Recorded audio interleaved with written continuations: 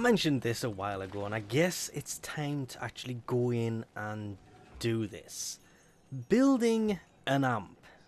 They will give me enough standing that I can go into quill standing, go to offerings, and pick up the last part of what is basically your first amp upgrade. This part I can actually build, which is great. I can finally start building these things. That is built, and this, well, I do need to go fishing, but I'm not going to be doing that this exact moment. I'm going to head back to the ship, go to the market, the foundry. It should appear under this. There it is, the prism. It's the only part I can technically build without causing issues for other parts. They only take an hour to build, which isn't that bad, and I think what I'll do is I'll set this off, and then I know roughly what I need for the last part here, which is basically just the liver. And wow, this is so heavy on those wisps. Now I guess it's time to go and build one. Obviously, when it comes to building it, it is pretty simple. You just put the parts where the parts go. This is why having one of each is better than just throwing the thing together and hoping for the best, like from random parts. There's got to be a certain reason that these three are the first three that you get. Then equipping it, you just come down to your operator, go to customize Tenno. Weirdly, it's already installed. That's the normal one. The first one you get for completing the quest that allows you access to these things, that turns your operator into a warrior operator. It wasn't that bad, but obviously upgrades over time means it's going to do more damage and such, and it's just better in general. A little bit more crit chance, and a third of the damage. Yes, a third of the damage for its primary. There's a reason for this, however. When you look at its secondary, it does 9,000 void damage compared to 3.3 impact, 3.3 puncture, and 3.3 slash. That's 9.9 total versus 9,000. Yes, okay, it's a charge-based thing, but still, that is an insane amount of damage for what I can only assume is the first amp that you are supposed to build. You get that one from completing the quest, going to see the person, unlocking access to the eidolons and such.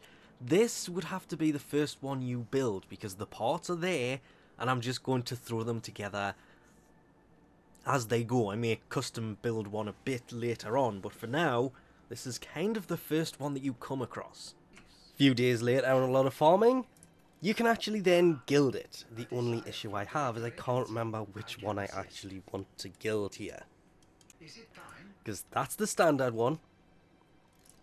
This would be the first one that I built.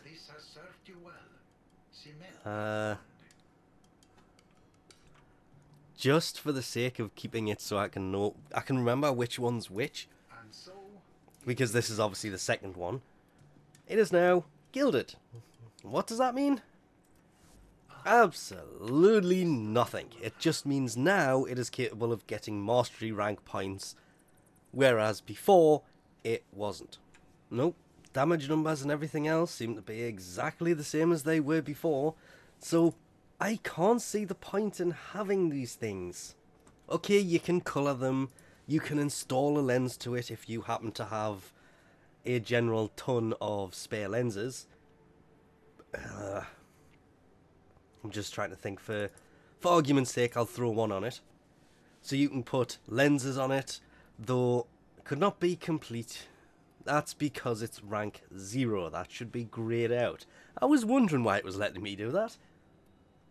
So it just allows you to colour it and add a lens to it. I'm kind of glad you can add a lens to these, because to be fair, sentient sentinels and companions should be allowed to have a lens put on them, because it would make it much easier just for everything. Really glad that they allowed you to put lenses on. That was actually something I was kind of looking forward to finding out, because I haven't looked into these until I actually got to the point where I built one, I won't look into it. I did the same with the Tsar. I do that with most of the things in Warframe.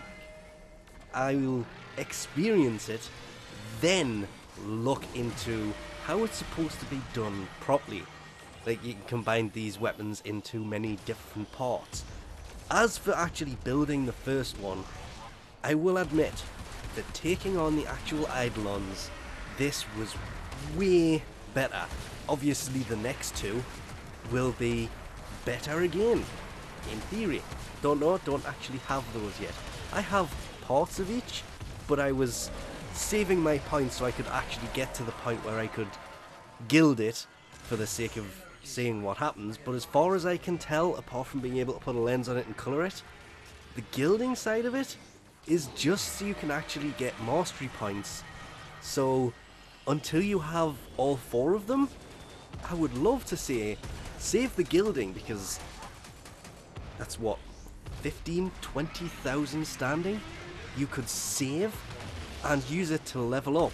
Then once everything's leveled up for the quill standing, you can then use that standing to gild the weapons if that's what you wish to do. If you want to go for the mastery a bit sooner, I actually need to gild the other one just to be able to do some other stuff. But I was glad I'd built it before I was actually capable of using it, or gilding it I should say, because it did make farming them much easier than I expected it to be. That, and I finally managed to find some teams that would actually go in and do it. So we'll leave this off here for now. Thanks for watching, and I'll catch yous next time.